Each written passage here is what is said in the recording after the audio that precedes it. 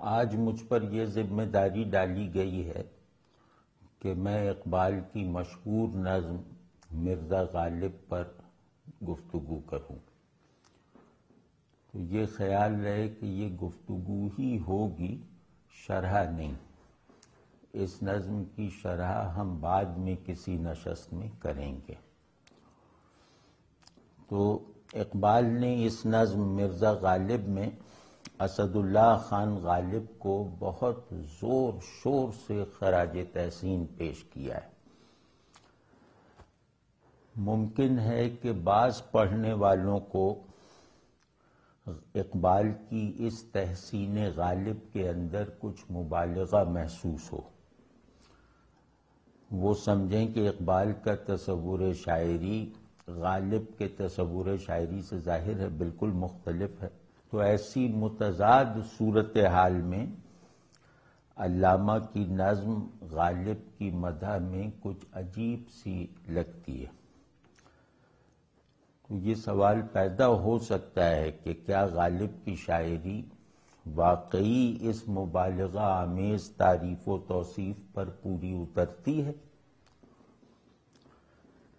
تو اگر کوئی اس پہ تعجب کرتا ہے تو یہ تعجب اس پہلو سے تو ٹھیک محسوس ہوتا ہے کہ اقبال ایک طرف تو شعر کے روایتی تصور کو بڑی حد تک رد کرتے ہیں اور دوسری طرف ایک ایسے شاعر کی پرزور مداحی بھی کر رہے ہیں جو تمام تر جدت اور ندرت کے باوجود روایتی شعریات کے اکثر مسلمات، اکثر قوانین، اکثر معیارات سے کوئی تجاوز نہیں کرتا.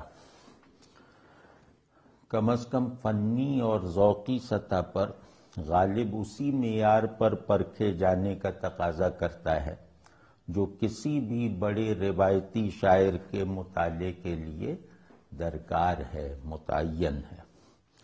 تاہم یہ چیز بھی پیش نظر رہے کہ خود اقبال کی شعری عظمت جن بنیادوں پر قائم ہے وہ بنیادیں نظریاتی کم ہیں اور فنی زیادہ.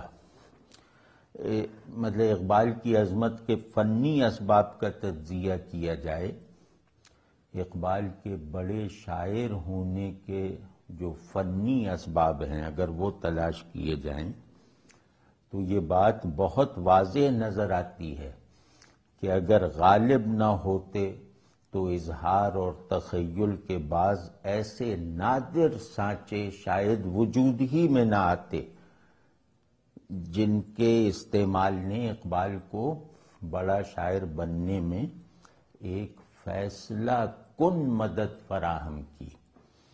اردو زبان میں پیچیدہ مفکرانہ اور جمالیاتی تخیل اور اس تخیل کی بنیاد پر نئے سے نئے پیکر ڈھالنے، امیج بنانے کی وہ سہار غالب ہی نے پیدا کی جو اب اقبال کا مایہ امتیاز ہے.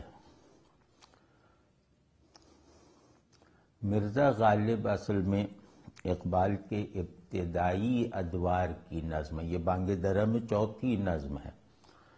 اس سے معلوم ہو جاتا ہے کہ وہ غالب کی کائنات شعر میں کیسا رسوخ رکھتے تھے اور اردو شاعری کے لیے واحد معیار بن جانے والے اس شاعر سے بامانی تخلیقی گہرائیوں میں اثر پذیر ہونے کی کیسی استعداد رکھتے تھے اقبال. تعجب تو اس بات پر ہونا چاہیے کہ اپنے شعری سفر کے ابتدائی مرحلوں میں ہی اقبال کا شعری فہم اور ذوق اتنا پختہ اور اس قدر تربیت یافتہ تھا کہ غالب ایسے مشکل شاعر کے تخلیقی جوہر کو گرفت میں لے کر اس کے اصولی خصائص کو اس طرح متعین کر کے بیان کر دیا. تو میری رائے میں مدح کرنے میں ایک مبالغہ ضرور آتا ہے، چاہے وہ مداحی کتنی ہی بڑی شخصیت کی کیوں نہ کی جائے. تو اس ناگزیر رسمی مبالغے کے باوجود اقبال نے اس نظم میں غالب کی مداحی میں کوئی اتنا بڑا مبالغہ نہیں کیا جس کی وجہ سے ہم غالب کے ہاں کوئی ایسا وصف بھی مان لیں جو دراصل وہاں موجود نہیں ہے۔ غالب اس تعریف کا مستحق ہے، بلکہ اس میں کچھ باتیں ایسی بھی دریافت ہو سکتی ہیں جن کی طرف اس نظم میں اشارہ نہیں ہو سکا، یعنی اس کی بعض خوبیاں ایسی بھی ہیں جن کا ذکر اقبال اس نظم میں نہ کر سکے۔ تو دوسرا پہلو جو ہم نے پہلے عرض کیا کہ فن برائے فن اور فن برائے نظریہ یا زندگی، تو فن برائے زندگی اور فن برائے فن کا تضاد جو اقبال اور غالب میں ہے تو ٹھیک ہے، لیکن یہ بات یاد رہے کہ فن چاہے برائے زندگی ہو چاہے برائے فن ہو، اس کا حسن و قبح، اس کا بڑا چھوٹا ہونا، اس کا خوبصورت اور بدصورت ہونا تو دونوں دائروں میں مشترک ہی رہے گا، اس کے معیارات دونوں دائروں میں اپلائیڈ حالت میں رہیں گے۔ تو شاعر کا نظریہ جو بھی ہو، اس کی شاعری کو جانچنے کا معیار بہرحال واحد ہوگا، وہی معیار ہوگا جو غیر نظریاتی شاعر کو جانچنے کے لیے استعمال کیا جائے گا۔ تو ہم نے دیکھا ہے کہ نظریاتی سطح پر اقبال حافظ کی مخالفت میں کہاں تک پہنچ گئے تھے، لیکن تخلیقی اور فنی جہت سے وہ خواجہ شیراز کو ہمیشہ شاعروں کے شاعر کی حیثیت سے دیکھتے اور سراہتے رہے۔ تو اس سے بھی ایک بات سمجھ میں آ جاتی ہے نا کہ نظریے کی بنیاد پہ شاعری کو اگر رد بھی کر دیا جائے، لیکن ایسی شاعری اگر فنی معیار پر بڑی ہو تو اس کا منکر بھی اس کی فنی عظمت کا انکار نہیں کر سکتا، جیسے اقبال اور حافظ کے کیس میں۔ اور ویسے فن کی مقصدیت کا سارا مبحث بے معنی ہے۔ ایک فنکار کسی نظریے یا فلسفے کو اپنی جمالیاتی سرگرمیوں کا مرکز بنا سکتا ہے، لیکن اس کی بنیاد پر جمالیاتی اصول اور معیارات سے پہلو تہی نہیں کر سکتا۔ اسی طرح دوسرا فنکار کسی نظریے یا فلسفے سے بے نیاز ہو کر یا ان کا پابند ہوئے بغیر فن کے عظیم نمونے ایجاد کر سکتا ہے۔ نظریہ یا فکر فن کی شرائط میں سے نہیں، محاسن میں سے البتہ ہیں۔ تو شعور کا جمالیاتی تناظر ایک مربوط معنویت پر استوار ہو تو اس کی بدولت شعور کی جمالیاتی رسائی میں اضافہ یقیناً ہوتا ہے۔ شاعری وغیرہ تصور جمال کی موجد نہیں ہوتی، بلکہ ایک موجود تصور جمال کی خلاقانہ اتباع اور صورت گری کرتی ہے۔ ہر تہذیب دیگر مجموعی تصورات کی طرح جمال کا بھی ایک تصور رکھتی ہے۔ اس تصور کی ماہیت ذہنی یا انفرادی یا وقتی نہیں ہوتی، بلکہ اس میں بھی حق اور خیر کے تصورات کی طرح وہ اقداری استقلال پوری طرح موجود ہوتا ہے، جس میں تبدیلی و تغیر کا امکان محض اوپر کار فرما رہتا ہے، اصول اس تغیر وغیرہ کی پہنچ سے ماورا رہتے ہیں۔ ہماری روایت اپنی اصل اور مقصود یعنی حقیقت کے تناظر میں جن بنیادی تصورات پر مبنی ہے، ان کی باہمی نسبتوں کا شعور ہماری اصطلاح میں حکمت کہلاتا ہے، یعنی حقیقت کی معرفت باعتبار مظاہر کی روشنی میں حقیقت کو سمجھنا، جاننا، پہچاننا۔ تو تصور جمال چونکہ حقیقت کے سلسلے ظہور اور اس میں پائے جانے والے تنوع کو محفوظ رکھتا ہے، لہذا اس کی کارفرمائی میں حسی اور تجربی رنگ حاوی رہتا ہے اور ذہنی کیفیت کم ہوتی ہے۔ اس لیے حکیمانہ شعور جمال کو نظریہ سازی اور فلسفہ ترازی کی ضرورت نہیں ہوا کرتی۔ اس شعور کو حقیقت کا ورائے ذہن حضور میسر ہے۔ ذہن جن اسالیب حصول کا پابند ہے وہ اس فضا کو اول تو گرفت میں نہیں لے سکتا، اور اگر یہ کوشش کرے گا بھی تو انتشار کا موجب بن جائے گا۔ یہی وجہ ہے کہ ٹھیٹ عارفانہ اور حکیمانہ شاعری بھی حقائق کے حضور سے عبارت ہوتی ہے، حقائق کے فہم سے نہیں۔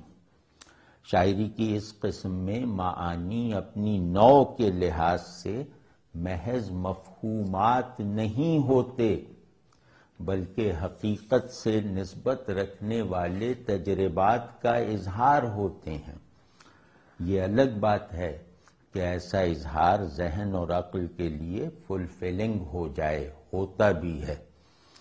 تو شعر حکمت کی شرح بھی اسی اصول پر کی جاتی ہے۔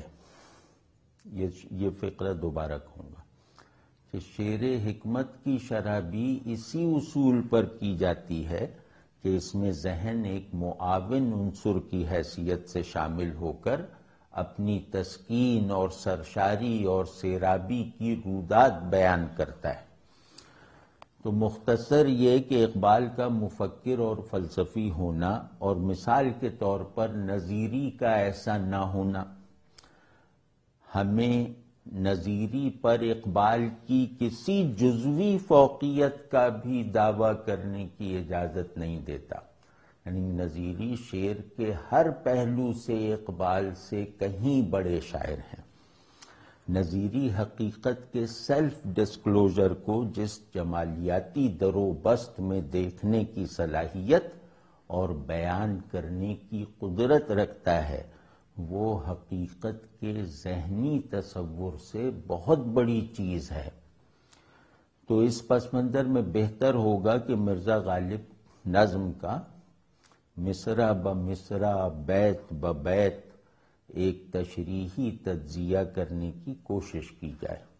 امید ہے کہ اس طرح ایک تو یہ پتہ چل جائے گا کہ غالب کی شاعری کن بنیادوں پر عظمت کا ناقابل تسخیر پہاڑ بنی ہوئی ہے، اور اس کے ساتھ ساتھ یہ بھی پتہ چل جائے گا کہ تفہیم غالب کی روایت میں اقبال نے بھی کچھ بلیغ اضافے کیے ہیں۔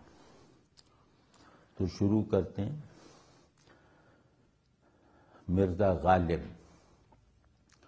فکر انسان پر تیری ہستی سے یہ روشن ہوا، ہے پرے مرغ تخیل کی رسائی تا کجا۔ یعنی اگر غالب نہ ہوتا تو اردو کی فکری روایت میں بھی یہ نقطہ پوری طرح سامنے نہ آتا کہ فکر کا جمالیاتی منتہا کیا ہوتا ہے، اور عقلی شعور اور جمالیاتی شعور کے نقطۂ یکجائی تک رسائی کے بلند ترین مراتب کا حصول کیسے ممکن ہے۔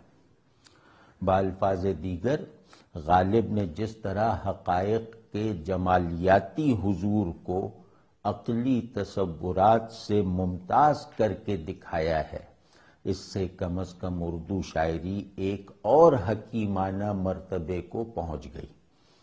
یہ نیری مداحی نہیں ہے، یہ شعر رسمی تعریف نہیں ہے، بلکہ اس کے شواہد، اس میں جس چیز کی تعریف کی گئی ہے، جس چیز کو غالب کی بنائے عظمت بتایا گیا ہے، اس وصف کے شواہد غالب کی اردو اور فارسی شاعری سے بکثرت فراہم ہوتے ہیں۔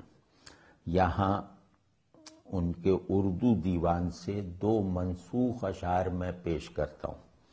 جو غالب نے عین نوجوانی یعنی کوئی 18 برس کی عمر میں کہے تھے. نہیں ہے باوجود ذوف سیر بے خودی آساں، رہے خوابیدہ میں افگندنی ہے طرح منزل ہا، اور تماشا کردنی ہے انتظار آباد حیرانی. ذرا دیکھیے انتظار آباد حیرانی، اس کا کوئی جواب ہو سکتا ہے؟ تماشا کردنی ہے انتظار آباد حیرانی، نہیں غیر از نگہ جوں نرگسستاں فرش محفل ہا.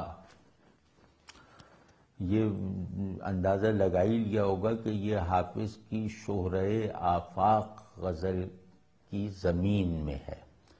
الا یا ایھا الساقی ادر قاسم و ناولہا، کہ عشق آساں نمود اول ولے افتاد مشکل ہا. تو اس زمین میں غزل کہہ کے ایک تو انہوں نے گویا اردو کے بیانیہ دائرے میں وسعت پیدا کر دی، اردو کے لسانیاتی مزاج میں ایک بڑا تصرف کر دکھایا اس لڑکے نے، 18 برس کا لڑکا. تو پہلے شعر میں یہ جو 2 شعر میں نے ابھی عرض کیے غالب کے، اس میں پہلے شعر میں حضور حقیقت کا وجودی مرتبہ بیان ہوا ہے اور دوسرے میں علمی. پہلے کا اقتضاء فقدان ہے یعنی وجود کا، اور دوسرے کا حصول یعنی کہ حقیقت وجود میں غائب ہے، حقیقت شعور میں حاضر ہے.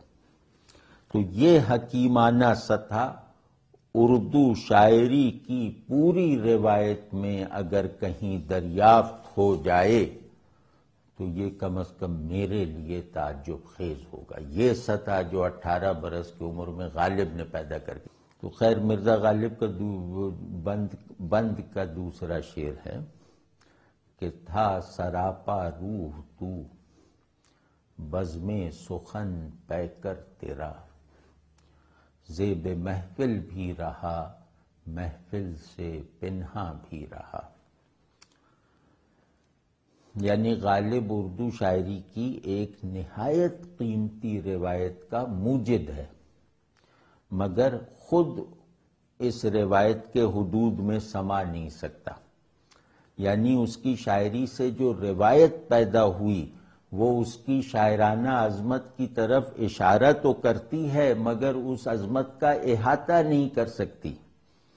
اردو کے شعری معیارات غالب سے بڑی حد تک ماخوذ ہیں، مگر یہی معیارات جو غالب سے ماخوذ ہیں غالب کے شعری کمالات کی توجیہ اور ان کے تجزیے کے لیے بالکل ناکافی ہیں. اس شعر میں بزم سخن سے مراد اردو شاعری ہے اور اس کی مجموعی روایت.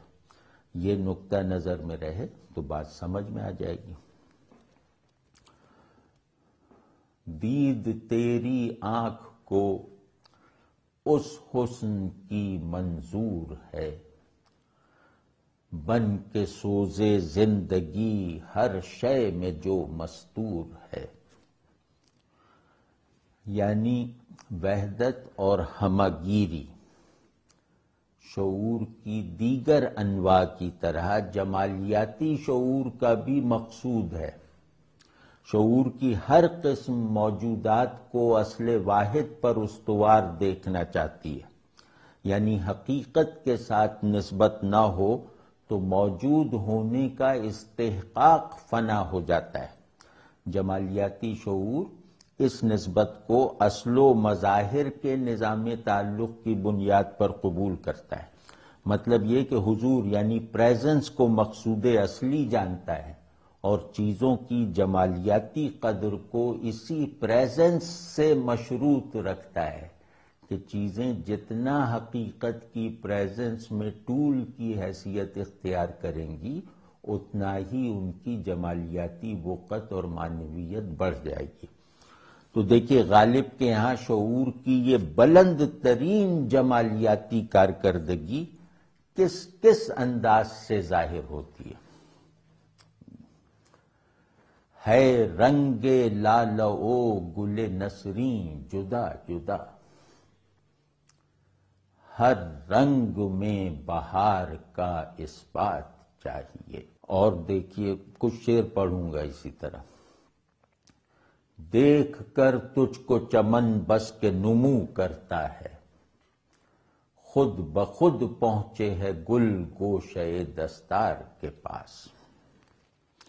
یا چاک مت کر جیب بے ایام گل، کچھ ادھر کا بھی اشارہ چاہیے۔ آرائش جمال سے فارغ نہیں ہنوز، پیش نظر ہے آئینہ دائم نقاب میں، اور نقش فریادی ہے کس کی شوخی تحریر کا، کاغذی ہے پیرہن ہر پیکرے تصویر کا۔ تو بے شمار ہیں اس باب میں غالب کے 20 اشعار نقل کیے جا سکتے ہیں۔ یہ 5-6 شعر تو بس نمونے کے ہیں۔ نظم کا اگلا شعر ہے کہ محفل ہستی تیری بربت سے ہے سرمایہ دار، جس طرح ندی کے نغموں سے سکوت کوہسار۔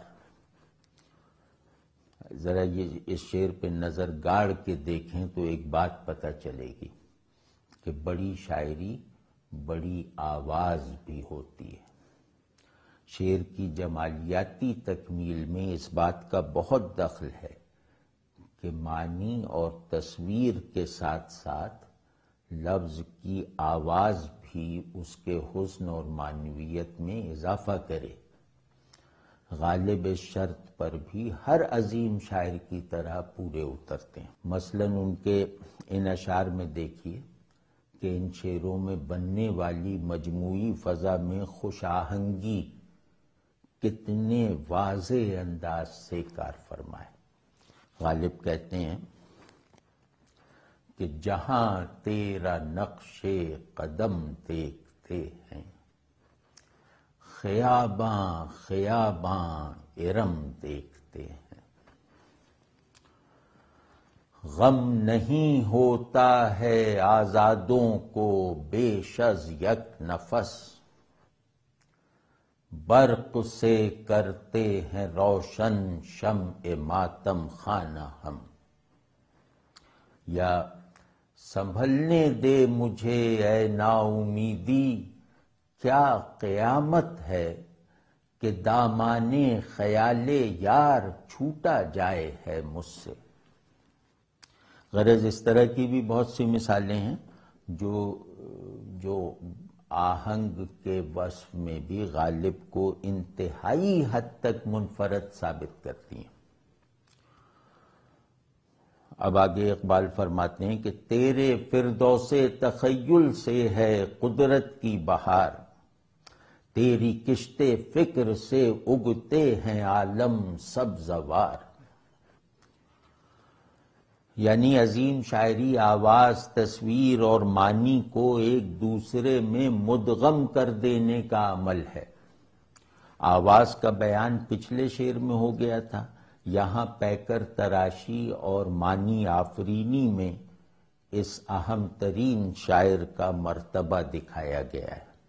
شاعری میں تخیل جمال کی روبروئی میں ایسے حسی وفور سے عبارت ہے جو تصور کو محسوس بنا دیتا ہے اور حسن کی حقیقت کے لیے ایک صوری سیاق و سباق تخلیق کر دیتا ہے۔ تو جمال جس کامل اظہار کا نام ہے نا، لفظ کی شمولیت کے بغیر اس کا فعال اور تخلیقی ادراک ممکن نہیں ہے۔ شعری تخیل اسی ادراک کا دوسرا عنوان ہے، جس کے عمومی اور میکینیکل مظاہر جمالیاتی شعور کی تخلیقی طلب کو پورا کرنے سے قاصر ہیں۔ لہذا انسان اپنی اس طاقت کو جس میں اظہار اور ادراک ضروری امتیاز کے ساتھ یکجان ہیں، جمال کے نئے اسالیب اظہار کی ایجاد یا دریافت میں صرف کرتا ہے۔ یہ قوت جو جمال کی قبولیت اور اس قبولیت کے اظہار کو برسر عمل لاتی ہے، لفظ ہے۔ انسانی شعور کا تمام تر فعل و انفعال لفظ کی اساس پر ہے۔ ہم جو کچھ جانتے ہیں وہ لفظ میں ہے، اور ہم اظہار کی اتنی ہی طاقت رکھتے ہیں جو لفظ ہمیں فراہم کرتا ہے۔ گویا قدرت مظہر جمال تو ہے مگر منجمد، تنوع ظہور جمال کا خاصہ ہے۔ قدرت یعنی عالم خارجی، باہر کی دنیا، اس تنوع کا ساتھ نہیں دے سکتی۔ ظہور جمال کا اصل پیٹرن انسانی شعور اور لفظ کی تہدار نسبتوں پر استوار ہے۔ شاعر کی تخلیقی گہرائی میں صورت پکڑنے والا حضور جمال مناسب حال الفاظ میں اظہار پا کر چیزوں کے جمالیاتی جمود کو توڑ کر ان کے اندر موجود اس معنویت کو نئے ڈھب سے ابھار دیتا ہے جو نظر انداز شدہ حالت میں پڑی ہوئی تھی۔ تخیل کو قدرت کی بہار اس معنی میں کہا گیا ہے کہ وہ چیزوں میں مظہریت کے عنصر کو ان کے دیگر عناصر ہستی پر غالب کر دیتا ہے، یعنی چیزیں یہ زیادہ بتائیں کہ ان سے کس کا اظہار ہو رہا ہے، اپنی ذات کا تعارف بعد میں کروائیں۔ تو تخیل کی یہ شان، یہ خاص الخاص شان غالب کا اصلی امتیاز ہے۔ دیکھیے اب غالب کے کچھ شعر عرض کرتا ہوں۔ جاں فضا ہے بادہ جس کے ہاتھ میں جام آ گیا، سب لکیریں ہاتھ کی گویا رگے جاں ہو گئیں۔ سبحان اللہ۔ یا کیوں اندھیری ہے شب غم، ہے بلاؤں کا نزول، آج ادھر ہی کو رہے گا دیدے اختر کھلا۔ یا رو میں ہے رخش عمر، کہاں دیکھیے تھمے، نئے ہاتھ باغ پر ہے نہ پا ہے رکاب میں۔ یا سائے کی طرح ساتھ پھریں سر و صنوبر، تو اس قد دلکش سے جو گلزار میں آوے۔ یا یہ دیکھیں کہ ہو گئے ہیں جمع اجزائے نگاہ آفتاب، ذرے اس کے گھر کی دیواروں کے روزن میں نہیں، اور رونق ہستی ہے عشق خانہ ویراں ساز سے، انجمن بے شمع ہے گر برق خرمن میں نہیں۔ کوئی جواب ہے برق خرمن میں نہیں، یہ فریز ایسا ہے کہ ہومر لکھ دے، فردوسی لکھ دے تو فخر محسوس کرے۔ دوام کلفت خاطر ہے عیش دنیا کا، حنائے پائے خزاں ہے بہار اگر ہے بھی۔ یہ بہار کو حنائے پائے خزاں کہنا گویا شاعری کی کائنات میں آخری قیامت لے آنے کا عمل ہے۔ تو خیر، جس طرح تخیل جمال کی صوری فارمل تجدید اور تشکیل کرتا ہے، اسی طرح فکر اس کی معنوی حیت کو تخلیقی گرفت میں لانے کی کوشش کرتی ہے۔ بالفاظ دیگر، تخیل کا انحصار جمال کے ظاہر پر ہے، جبکہ فکر کا قیام جمال کے باطن پر ہے۔ فکر حسن کو نظری تسکین کا بھی ماخذ بنا دیتی ہے۔ غالب کا تخیل چونکہ معنی کو تصویر کرنے کا عمل ہے، لہذا ان کے ہاں فکر اور تخیل کا اصطلاحی امتیاز بہت حد تک رفع ہو جاتا ہے۔ جو مثالیں اوپر میں نے ابھی عرض کی وہ فکر کے نمونوں کی حیثیت بھی رکھتی ہیں، تاہم بعض مقامات ایسے ہیں جہاں تفکر تخیل سے ممتاز اور اس پر غالب بھی نظر آتا ہے۔ مثلا غالب کے شعر دیکھیے، اس میں فکر تخیل سے الگ بھی دکھائی دے رہی ہے اور جیسے تخیل پر غلبہ بھی حاصل کیے ہوئے نظر آتی ہے۔ ہیں زوال آمادہ اجزا آفرینش کے تمام، مہر گردوں ہے چراغ رہ گزارے بادیاں۔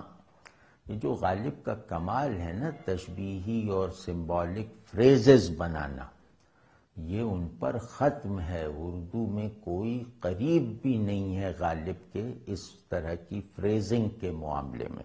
اب یہی دیکھیں نا کہ سورج کو آندھی کے راستے میں جلتا ہوا چراغ کہنا، یہ ایک ایسی صورت ہے جو جس کو بنانے کے لیے گویا ذہن کو نئے سرے سے تعمیر ہونا پڑے گا۔ یا یہ جو شعر پڑھوں گا یہ ان کا متروک شعر ہے۔ غالب صاحب نے اپنے دوستوں کے مشورے پہ اس شعر کو اپنے دیوان سے خارج کر دیا تھا کہ ہے کہاں تمنا کا دوسرا قدم یا رب، ہم نے دشت امکان کو ایک نقش پا پایا۔ تو غالب کی نوجوانی کی غزلوں میں سے ایک غزل کے کچھ اشعار دیکھیے جن سے یہ بہرحال ثابت ہو جاتا ہے کہ فکر کا جوہر غالب کے تخلیقی سرمایے میں شروع ہی سے پوری آب و تاب کے ساتھ موجود رہا ہے۔ دیکھیے یہ بالکل نوجوانی کی ان کی وہ ہے غزل کہ گر یاس سر نہ کھینچے تنگی عجب فضا ہے، وسعت گہے تمنا یک بام و صد صدا ہے۔ کوئی جواب ہے؟ یہ نہ امیج ایسی ہم نے کبھی دیکھی، نہ آواز ہم نے کبھی ایسی سنی، اور نہ امیج کو تشکیل دینے والے کیریکٹرز ہم نے کہیں اور استعمال ہوتے ہوئے دیکھے جو یہاں دیکھ رہے ہیں۔ وسعت گہے تمنا یک بام و صد صدا ہے، کوئی جواب نہیں۔ دیوانگی ہے تجھ کو در سے خرام دینا، موجے بہار یکسر زنجیر نقش پا ہے، کوئی جواب نہیں۔ زنجیر نقش پا، یہ وہ اس طرح کے فریز جو ہیں اگر یہ حافظے میں محفوظ رہ جائیں تو ذہن کی تمام جمالیاتی ضرورتوں کو پورا کرنے کے ضامن بن جاتے ہیں۔ در سے خرام تا کہ خمیازے روانی، اس موج میں کو غافل پیمانہ نقش پا ہے، یعنی پیمانے کو شراب کا نقش پا کہہ دینا، سبحان اللہ۔ تو خیر اس کی شرح بھی درکار نہیں ہے، یہ تو اشارے کے طور پر ہم نے کچھ اشعار عرض کیے غالب کے۔ تو ابھی تک ہم نے فکر کو ذہن کی فلسفیانہ صلاحیت کے معنی میں قبول کر کے غالب کے دیوان سے اس کے کچھ شواہد پیش کیے۔ یہ خیال اب آیا ہے، ابھی سوجا ہے کہ فکر ایک شعری اصطلاح بھی ہے جو مضمون آفرینی کے کام آتی ہے۔ گویا فکر جمالیاتی شعور میں وقوف، یعنی جسے کوگنیشن کہتے ہیں، تو فکر وقوف کا وہ عمل ہے جمالیاتی شعور میں، یا ملکہ ہے، صلاحیت ہے، جس کی بنیاد پر معنی کی جمالیاتی اسٹرکچرنگ اور تشکیل ہوتی ہے۔ وہ معانی جو ذہن کے لیے بھی نامانوس نہیں ہوتے، ان کی جمالیاتی تشکیل ہوتی ہے۔ تو دیکھیے غالب خالص عقلی تصورات کو کس طرح جمالیاتی شعور کی تحویل میں دے دیتا ہے۔ یہاں بھی غالب کے کچھ شعر ملاحظہ فرمائیں۔ خیال مرگ کب تسکین دل آزردہ کو بخشے، میرے دام تمنا میں ہے یک صید زبوں وہ بھی۔ یعنی موت کے خیال کو اپنے دام تمنا میں ایک گرا پڑا شکار کہنا، سوچ لیجئے کہ کیا چیز ہے۔ یا یہ شعر بھی جو میں اب پڑھنے جا رہا ہوں یہ بھی منسوخ شعر ہے غالب کا، تو جس شخص نے ایسے شعر منسوخ کر دیے ہوں جو دوسرے شاعر کی متاع حیات بن سکتے ہوں تو اس کا کیا عالم ہوگا۔ ہوں گرمی نشاط تصور سے نغمہ سنج، میں عندلیب گلشن نا آفریدہ ہوں، یعنی میں ایسے باغ کا بلبل ہوں جو ابھی پیدا نہیں کیا گیا۔ شوق اس دشت میں دوڑائے ہے مجھ کو کہ جہاں جادہ غیر از نگہے دیدے تصویر نہیں۔ سبحان اللہ، کہ راستے کو یہ تشبیہ دینا کہ وہ تصویر کی آنکھ سے نکلنے والی نظر کی طرح ہے، کوئی جواب؟ یا اے پرتوے خورشید جہاں تاب، ادھر بھی سائے کی طرح ہم پہ عجب وقت پڑا ہے۔ ہر قدم دوری منزل ہے نمایاں مجھ سے، میری رفتار سے بھاگے ہے بیاباں مجھ سے۔ مطلب شعر پہ شعر پڑھتے چلے جائیے، ہر دوسرا تیسرا شعر اس وصف کا گویا مصداق ملے گا۔ لیکن خیر، تو اب علامہ اگلے شعر میں فرماتے ہیں کہ زندگی مضمر ہے تیری شوخی تحریر میں، تاب گویائی سے جنبش ہے لب تصویر میں۔ شوخی تحریر غالب کا وہ وصف ہے جس میں کئی چیزیں آ جاتی ہیں، مثلا زندہ دلی، طنازی، ایک چونچال پن وغیرہ، یا خود استہزائی، اپنا مذاق اڑانا، اپنے اوپر ہنسنا، اسلوب کی چمک دمک، رنگی بیانی، اور وہ قوت اظہار، یعنی کہ شوخی تحریر اصل میں وہ قوت اظہار ہے جس کے لیے پیچیدہ سے پیچیدہ خیال کا بیان بھی آسان ہو۔ تو غالب کے حوالے سے اس وصف کا شوخی تحریر کا مجموعی مطلب یہ ہوگا کہ کوئی چیز غالب کی جمالیاتی دسترس سے باہر نہیں ہے۔ اس پر مزید کمال یہ ہے کہ غالب چیزوں میں جمالیاتی معنویت کے ساتھ ایسی شدت اور حرکیت یعنی ڈائنمزم بھی پیدا کر دیتا ہے کہ چیزوں کا اظہار ذہن پر ثبت ہو جانے والی ساکت تصویروں کی طرح نہیں ہوتا، بلکہ وہ زندگی کے زندہ مظاہر بننے کی طاقت فراہم کر لیتی ہیں، یعنی زندہ جمالیاتی مظاہر۔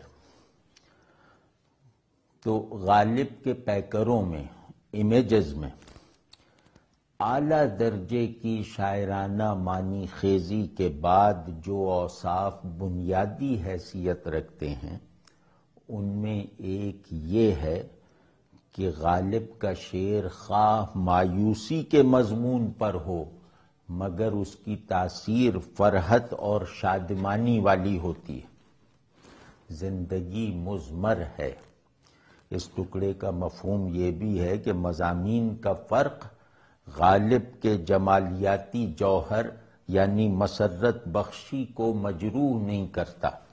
ہم آپ دیکھتے ہیں کہ زبان کی انتہائی غرابت، بہت مشکل زبان، اور زمانے کے اچھے خاصے فاصلے کے باوجود غالب کے ہاں باسی پن نہیں پیدا ہوا، بلکہ اس کے برعکس وہ غالباً واحد شاعر ہے جس کی تخلیقی گہرائیوں کو مزید کھنگالنے کی گنجائش ہمارے معیاری شعری ذوق میں مسلمے کی حیثیت رکھتی ہے۔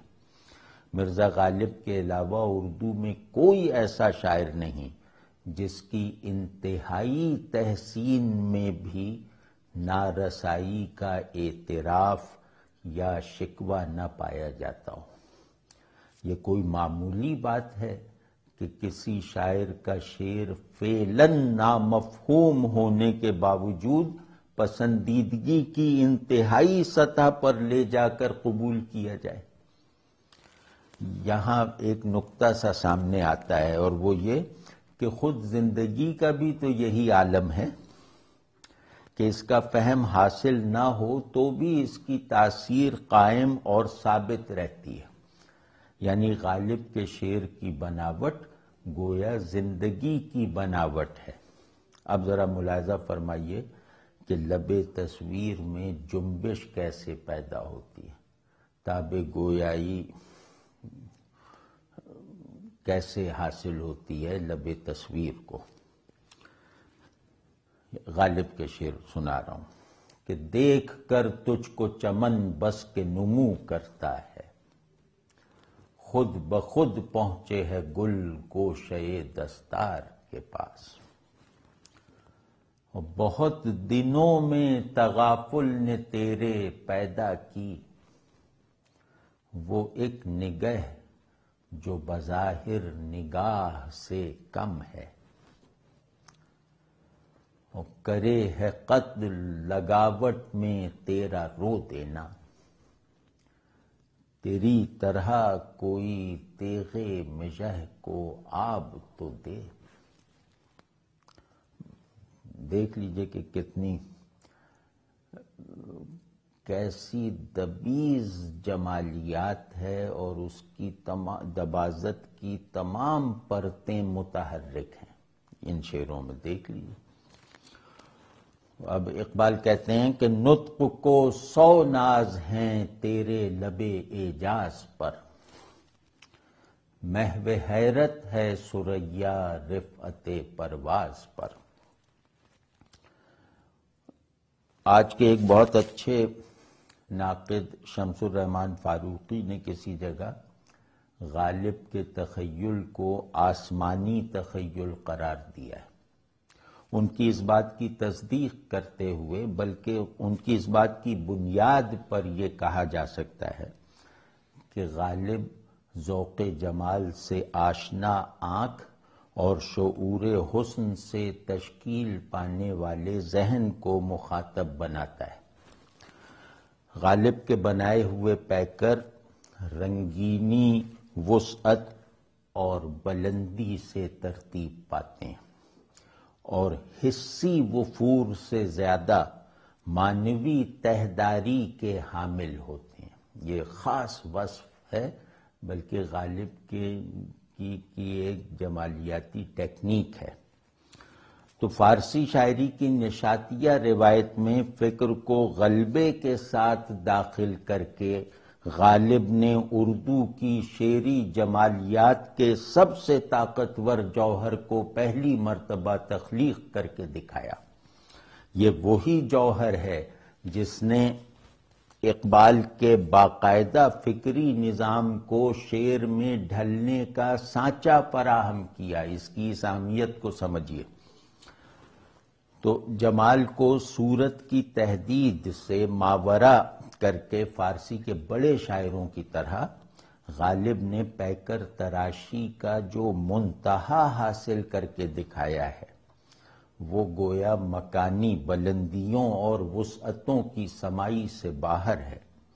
غالب کی امیجری کا در و بست ایسا ہے کہ جیسے جیسے کائنات کے بارے میں ہمارا مشاہداتی یا سائنسی علم بڑھتا جائے گا، غالب کی تصویر کردہ دنیا، اس دنیا کا شکوہ اور پھیلاؤ اسی حساب سے ہمارے جمالیاتی ادراک میں قسط وار آتا جائے گا۔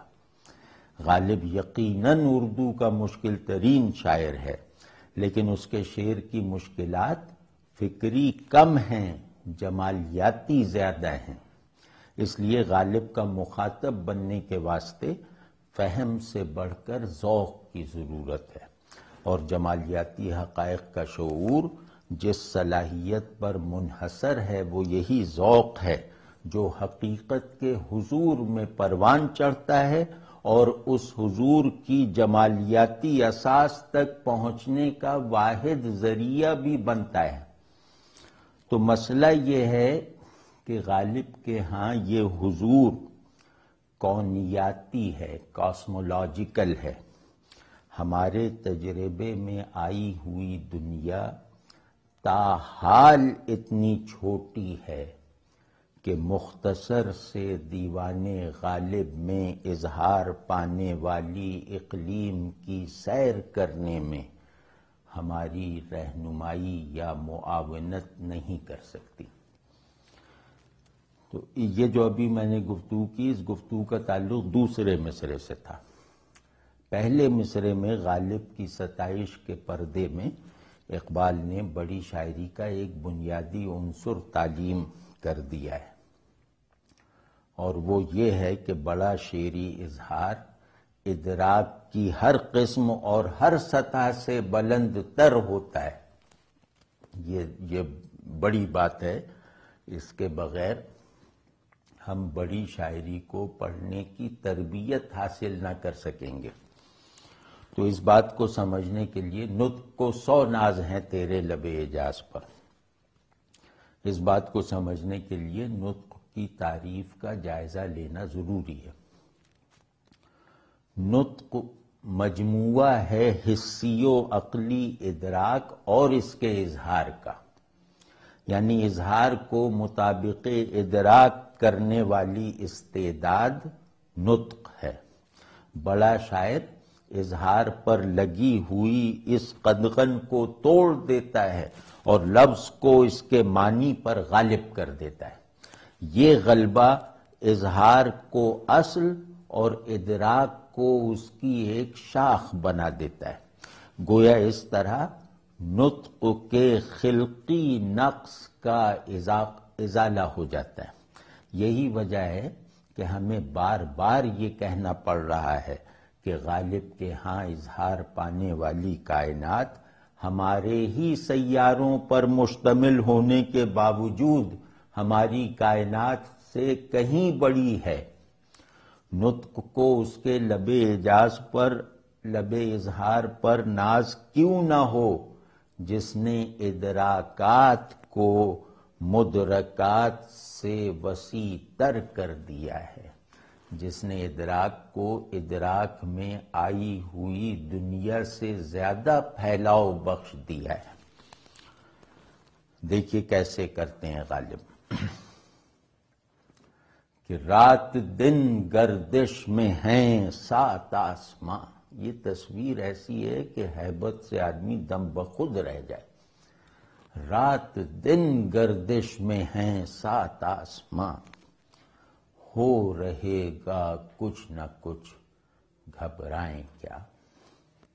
یا قمری کف خاکستر و بلبل قفس رنگ، کہیں دیکھا ہے قمری کو اس کی ایسی تشبیہ اور بلبل کا ایسا عنوان کہ قمری جو ہے وہ راکھ کی مٹھی ہے اور بلبل جو ہے رنگ کا پنجرہ ہے۔ قمری کف خاکستر و بلبل قفس رنگ، اے نالا نشان جگر سوختہ کیا ہے۔ میری تعمیر میں مضمر ہے ایک صورت خرابی کی، ہیولہ برق خرمن کا ہے خون گرم دہقاں کا۔ یا ہاں کھائیو مت فریب ہستی، ہر چند کہیں کہ ہے نہیں ہے۔ یا دوسرے رنگ سے دیکھیے کہ خیال جلوے گل سے خراب ہیں میں کش، خراب ایسا کوئی باندھ سکتا ہے؟ خیال جلوے گل سے خراب ہیں میں کش، شراب خانے کے دیوار و در میں خاک نہیں۔ کیا کہنے، اقبال کہتے ہیں کہ شاہد مضمون تصدق ہے تیرے انداز پر، خندہ زن ہے غنچہ دلی گلے شیراز پر۔ جو آدمی شعریات سے بالکل ناواقف ہو اس کو سمجھانے کے لیے یہ کہا جا سکتا ہے کہ شعر میں بیان ہونے والی پوری بات کو مضمون کہتے ہیں۔ اس بات میں ندرت و تازگی بھی ہو تو مضمون اچھا ہے، اور جس عمل سے یہ تازگی پیدا ہوتی ہے اسے مضمون آفرینی کہتے ہیں۔ عموماً مضامین کی نوعیت اخلاقی اور محاکاتی اور واقعاتی وغیرہ ہوتی ہے، اور مضامین کی تشکیل میں واقعاتی پن کا انداز قدر غالب ہوتا ہے۔ مضمون کا یہ عمومی اسلوب غالب کے ہاں بھی پایا جاتا ہے، مگر اس قدر تازگی کے ساتھ کہ گویا اس پر غالب کی مہر لگی ہوتی ہے۔ تاہم غالب کی مضمون آفرینی کا اصل جوہر جمالیاتی اور فکری ہے۔ غالب مضمون کے واقعاتی بہاؤ کو اس جمالیاتی وفور میں ضم کر دیتے ہیں جہاں چیزیں ایک بلند تر جمالیاتی نظم کا حصہ بن کر معنویت کے نئے روزن اور معنی خیزی کے غیر ذہنی معیارات کے ظہور کا ذریعہ بنتی ہیں۔ میری ناچیز رائے میں معنی کی جمالیاتی تشکیل غالب کے اصل کارناموں میں ایک ہے۔ یہ ایسا میدان ہے جہاں غالب کے سوا کوئی دوسرا اردو شاعر نظر نہیں آتا۔ خیال ہو یا احساس، تصور ہو یا جذبہ، غالب نے سب کی تقلیب اور تجدید کر کے دکھائی ہے۔ مختصر یہ کہ غالب ایسا شاعر ہے کہ پرانے راستے پر بھی قدم رکھتا ہے تو اس راستے کی منزل بن جاتا ہے۔ پورا دیوان غالب اس کا ثبوت ہے کہ اردو شعری روایت میں عموماً دوام اسی روش کو نصیب ہوا جسے غالب نے اختیار کیا یا ایجاد کیا۔ تو اس شعر کے پہلے مصرعے میں اقبال حسن اظہار کی روایتی اہمیت کو قبول کر کے اس کی بنیاد پر دراصل یہ کہہ رہے ہیں کہ غالب معنی و صورت کو بلند ترین جمالیاتی تناظر میں یکجا کر دیتے ہیں۔ غالب کے ہاں اس کی بھی مثالیں ذرا ملاحظہ کیجیے۔ رگوں میں دوڑنے پھرنے کے ہم نہیں قائل، جب آنکھ ہی سے نہ ٹپکا تو پھر لہو کیا ہے۔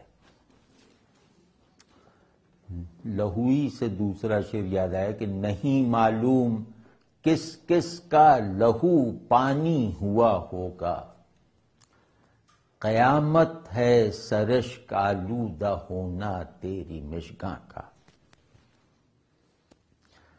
شعر دیکھیں، شعر کیا ہے، ایک دھماکہ ہے۔ ایسے لگتا ہے کہ جیسے آسمان قدموں کے نیچے آ جائے، اس کی بلندی اتنی ہے، اگر اس کی بلندی کا ساتھ دیں۔ نہ ہوگا یک بیاباں ماندگی سے ذوق کم میرا، حباب موجے رفتار ہے نقش قدم میرا۔ اب یہ حباب نقش قدم کو حباب موجے رفتار کہنا گویا کوئی آیت لکھ دینا ہے۔ یا یہ دیکھیں، تیرے سرو قامت سے یک قد آدم، قیامت کے فتنے کو کم دیکھتے ہیں۔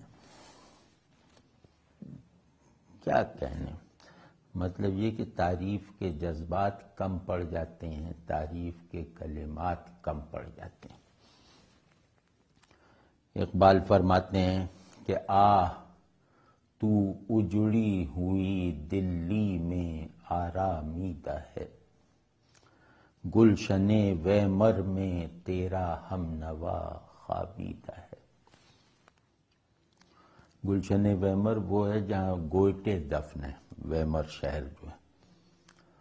تو غالب اور گوئٹے میں کئی مشابہتیں ہیں، مثلاً اقداری معنی کو جمالیاتی تناظر فراہم کرنا، یعنی جو مستقل معنی ہوتے ہیں نا ان کو جمالیاتی پرسپیکٹو دینا، مابعد الطبیعی حقائق کو ٹھیٹھ انسانی نقطۂ نظر سے دیکھنا، لفظوں کو پیکر تراشی یعنی امیجری میں صرف کرنا اور ان پیکروں کو معنی کا ماخذ بنانا وغیرہ وغیرہ۔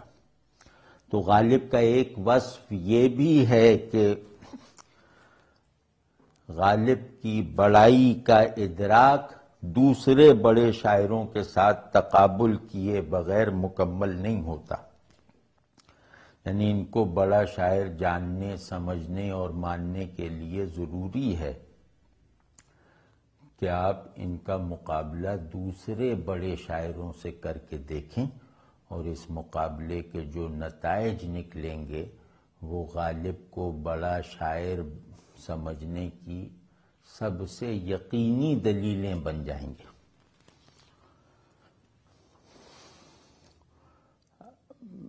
اگلا شعر ہے کہ لطف گویائی میں تیری ہمسری ممکن نہیں، ہو تخیل کا نہ جب تک فکر کامل ہم نشیں۔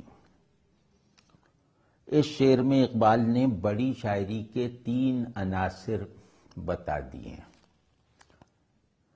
نمبر 1 لطف گویائی یعنی حسن اظہار، نمبر 2 تخیل یعنی محسوسات میں تصرف کرنا اور ان کی جمالیاتی تشکیل،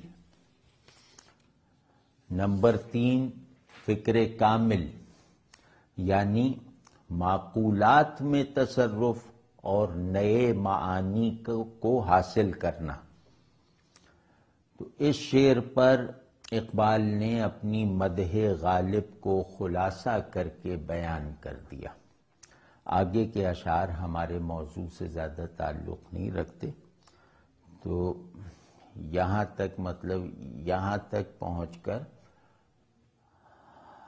اقبال غالب کو کیا سمجھتے ہیں اس سوال کا جواب پورا ہو جاتا ہے۔ اگلے شعر رسمی ہے، تو آخر میں یہ اس گفتگو کے آخر میں غالب کے ایک خاص الخاص وصف کا ذکر کرنا چاہتا ہوں۔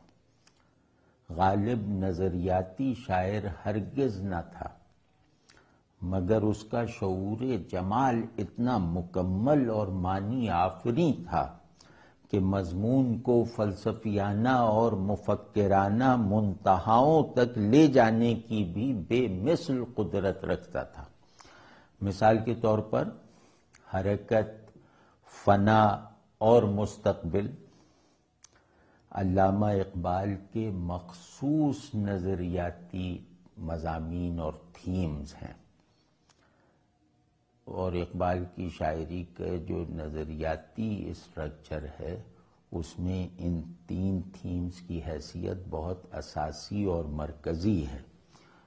تو اب دیکھیں کہ ان تھیمز پر غالب نے گویا اقبال بن کر کہا ہے، نہ ہوگا یک بیاباں ماندگی سے ذوق کم میرا، حباب موجے رفتار ہے نقش قدم میرا۔ یہ حرکت پہ، یہ میں حرکت کا نمائندہ بنا کے یہ تصور حرکت کو اگر اس کی ہائیسٹ فلاسفیکل بلندی پر دیکھنا ہو، تصور حرکت کو اگر اس کی پوری انقلابی معنویت میں کھپا ہوا دیکھنا ہو تو بس غالب کا یہ شعر پڑھ دیں، پھر اقبال کا کوئی شعر پڑھنے کی ضرورت پیش نہیں آئے گی۔ فنا پہ دیکھیے، کہ ہیں زوال آمادہ اجزا آفرینش کے تمام، مہر گردوں ہے چراغ رہ گزارے بادیاں۔ فنا کو اتنے بڑے کازمک سکیل پر دکھانا بلا شبہ کمال ہے۔ اور مستقبل کو دیکھیے، ہوں گرمیے نشاط تصور سے نغمہ سنج، میں اندلیب گلشن نا آفریدہ ہوں۔ اقبال نے کہا تھا من نوائے شاعر فرداستم، وہ اس کے آگے ایک ججمنٹ لگتا ہے، ایک پروز، بہت پروز والا ججمنٹ لگتا ہے۔ غالب نے کیا بنا دیا دیکھیے کہ ہوں گرمی نشاط تصور سے نغمہ سنج، میں اندلیب گلشن نا آفریدہ ہوں۔ تو اگر یہ آپ دیکھ لیجئے کہ اگر یہ اشعار کلیات اقبال میں ہوتے تو ان موضوعات پر اقبال کے بہترین اشعار کا درجہ حاصل کر لیتے۔